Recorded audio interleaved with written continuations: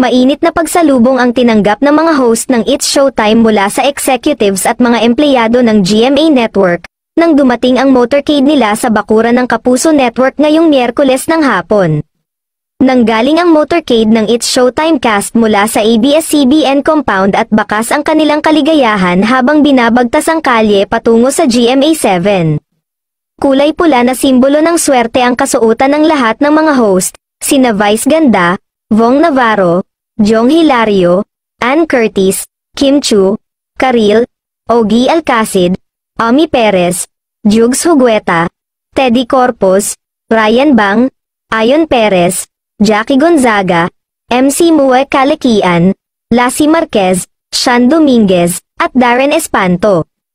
Mga dating talent ng GMA7 sina Ann, Karil, at Ogie, bago sila lumipat sa ABS-CBN.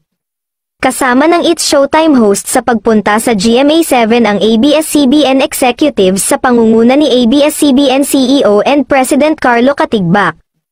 Nakatakdang mapanood ang It's Showtime sa GMA7 simula sa April 6, 2024. Dito ipagdiriwang ni Vice Ganda ang kanyang 48th birthday.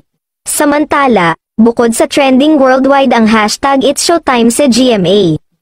Nakaagaw din ng pansin ng ipinakilala at kasama sa contract signing ang singer na si Darren Espanto, bilang regular host ng nasabing noontime show. Ikinatuwa naman ng madlang people dahil doble celebration ito. Matagal na kasing hinihirit ng mga Showtime audience na sana'y ma-regular ang singer-actor sa It's Showtime, bukod sa husay sa hosting. Bagay na bagay ang humor umano nito at game na nakikipagbatuhan ng linya sa ibang Showtime host. Komento ng netizen, "Congrats It's Showtime, congrats Darren, finally, Darren is one of the Showtime host."